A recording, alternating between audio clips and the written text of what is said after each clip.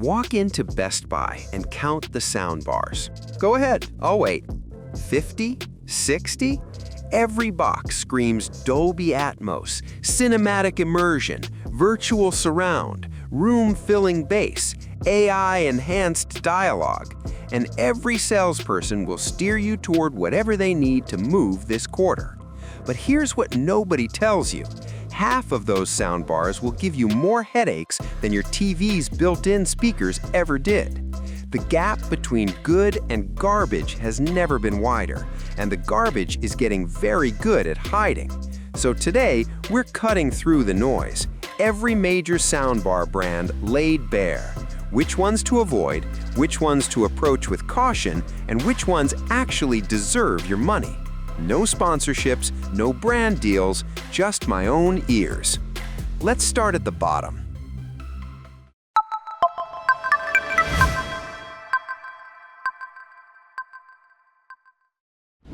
You've seen them. Random letters for a brand name, stock photos of smiling families, and review sections that look suspiciously enthusiastic. These soundbars exist to capture impulse buys. Search cheap soundbar, see 4.5 stars and 1,000 reviews, and think, this must be decent. Wrong. Reviews are often manipulated, specs exaggerated, and support non-existent. When something fails, you'll find a dead email address and a warranty card printed in a font you can barely read. Build quality is flimsy, software updates are rare, and reliability is a gamble. They're designed to look like bargains, but age quickly, leaving you frustrated and back at square one. There are good budget soundbars out there, but these aren't them. Off-brand models are the definition of disposable tech, appealing up front, regrettable in the long run. TCL makes fantastic budget TVs, legitimately of great value. Their soundbars, though, tell a different story. They're not awful, but they're aggressively mediocre. And in this category, mediocre means constant frustration. HDMI ARC issues are common.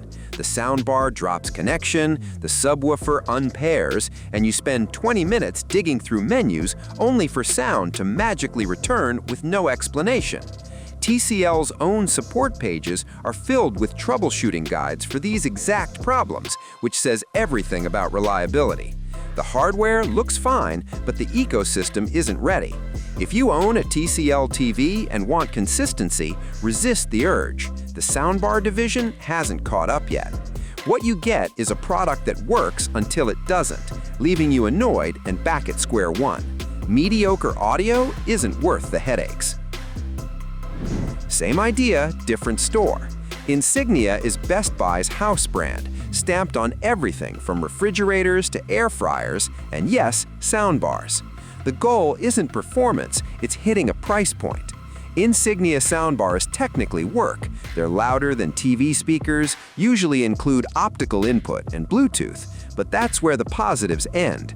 Users constantly report connection issues, and the auto shutoff is so aggressive that quiet scenes cause the bar to power down, cutting dialogue mid-show.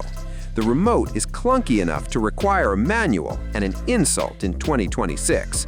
Worst of all, these sit right next to Samsung and Sony, half the price, baiting you into thinking you're smart. You're not. Cheap components, minimal software support, and within 2 years, you're back in the store. Insignia Soundbars are the audio equivalent of gas station sushi, technically edible, probably regrettable. On is Walmart's house label, and while the low price is tempting, the performance rarely lasts. Many buyers grab a soundbar and subwoofer on impulse, cheap enough to toss in the cart with groceries, but within a year, problems start. Popping subwoofers, lost connections, or complete failure.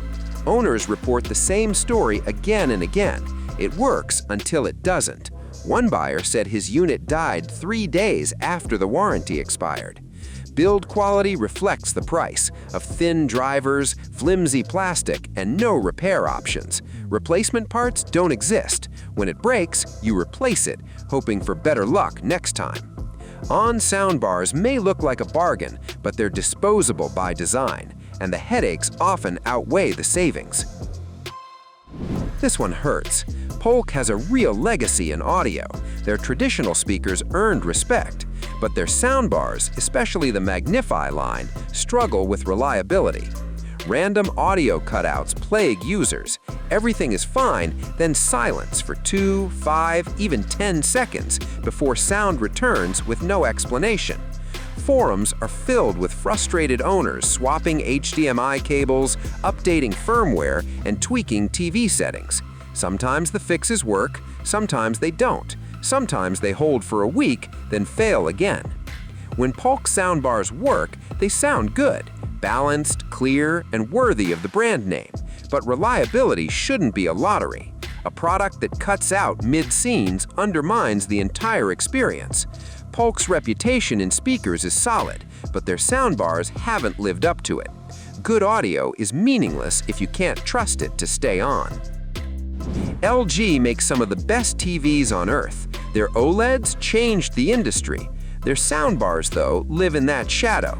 High-end LG models are fine, especially if you're deep into the LG ecosystem, but the mid-range and budget options are plagued with wireless issues.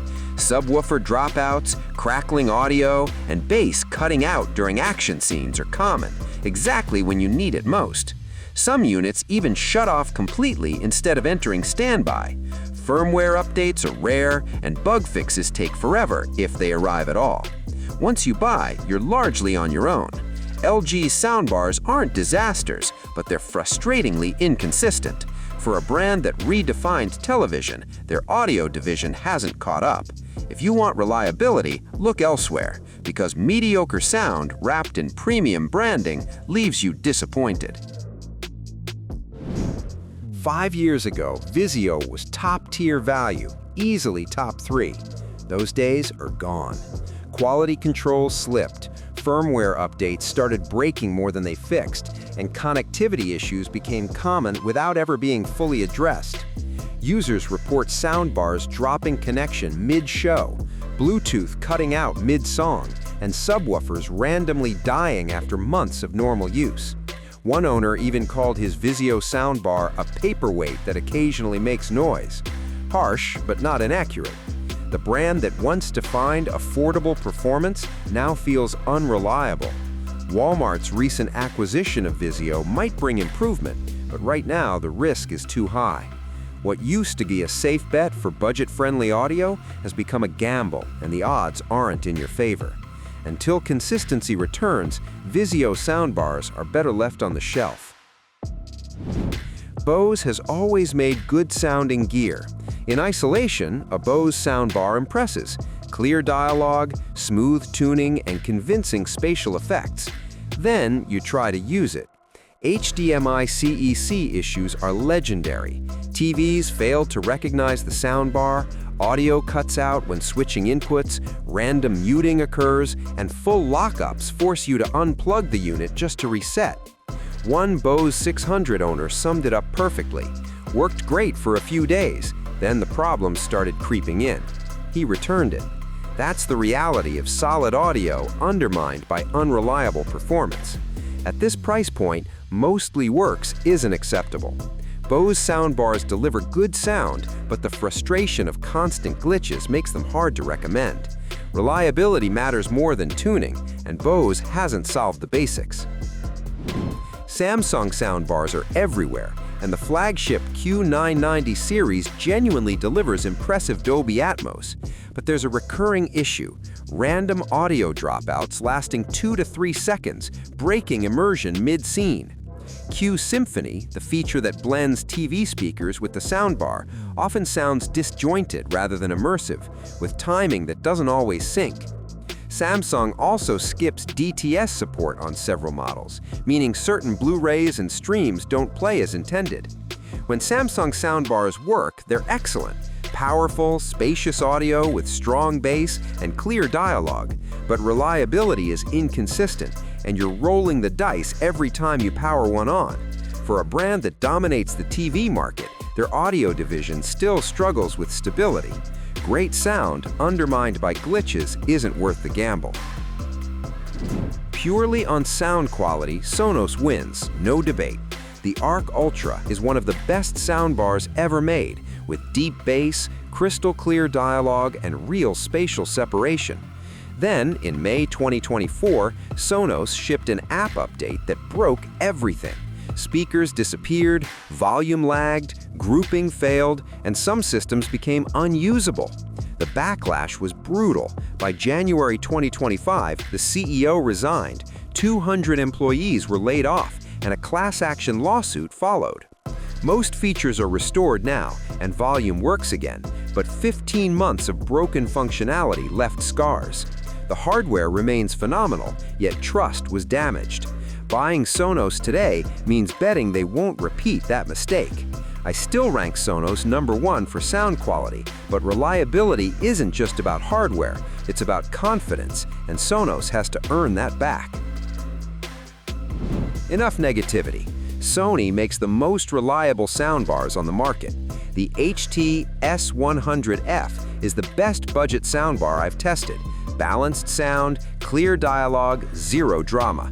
No random dropouts, no confusing menus, just dependable audio every time. JBL stepped up big with the Bar 1300X. Detachable rears that actually work, real Atmos height effects, and a subwoofer with serious punch. Dial back the bass for non-movie content and you're golden. JBL's tuning favors a big cinematic sound that fills the room without the usual wireless headaches. Sennheiser earns a nod for audiophiles. Expensive, yes, but it sounds like it.